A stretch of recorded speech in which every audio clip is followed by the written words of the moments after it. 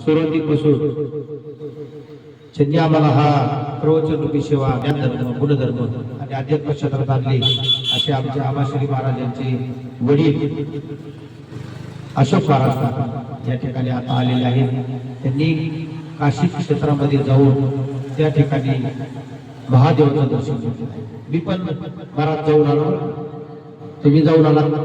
ज्या वेळेस आपण कुणी जर गेलं नसेल खरंच जाऊ, पैसा आपल्या बरोबर येणार नाही, पण प्रत्यक्ष भगवान परमात्म्याचं दर्शन घेतल्यानंतर आपल्याला निश्चित.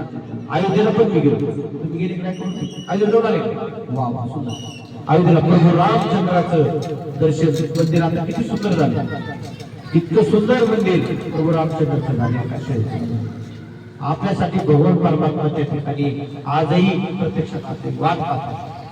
जसं पंढरपूरला भगवान परमात्मा वाट पाहतो, तसं काशी क्षेत्रामध्ये भगवान परमात्मा वाट पाहत आहे. आणि आज योग सोमवारचं आणि श्रावण महिना 3 योग आले. दूरदर्शन म्हणायचं, सोमवार आहे, श्रावण महिना आहे आणि तुमचं जलपूजन, गंगा पूजन, हे त्रिवेणी संगम आहे.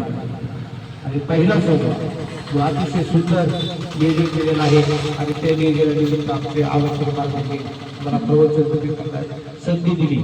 नामसंचिंतन आणि जलपूजन, गंगापूजन हे सगळ्यात महत्वाचे. आणि अन्नदान, ज्ञानदान हे सर्वात श्रेष्ठ दान.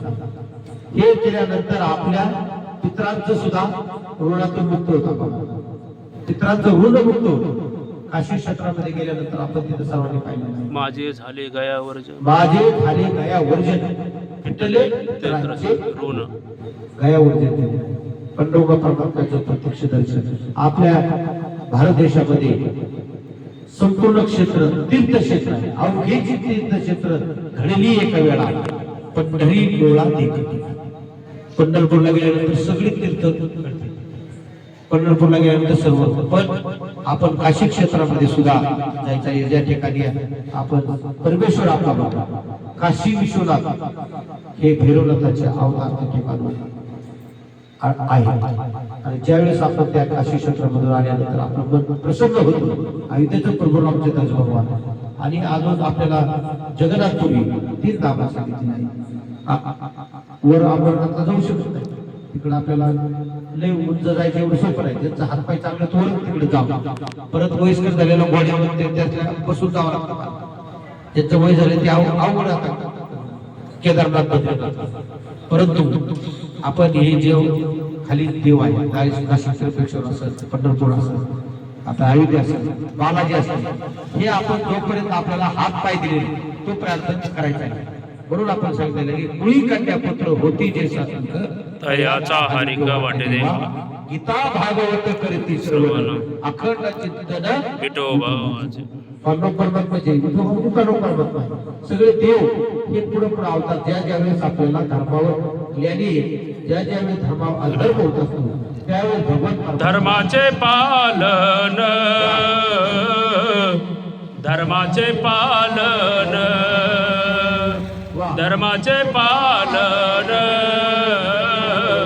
धर्माचे पालन करणे पाखंड खंडन, करणे पाखंड खंडन, हेची आम्हा करणे काम, बीज वाढ वावे नाम, बीज वाढ वावे नाम.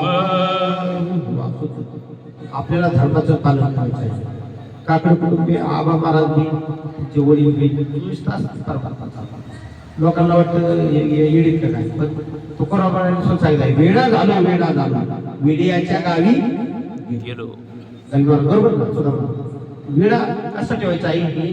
नामसंकीर्तनासाठी वेळ. काही वेळ पाहतो आपण रस्त्याने काही गोळा करतात, म्हणजे ती त्यांच्या बंदीत जातात. तसं तुकोबाराने सुद्धा सांगितलं की वेडा झालो, वेडा झालो, वेड्याच्या गावी गेलो, आम्हा नका पुसू काही. काहीच आम्हाला हातचे धरता गोविंदाचे पोवाडे. तुकोबारायांचं अख्खं जीवन परमात्म्यासाठी सगळी सावकारी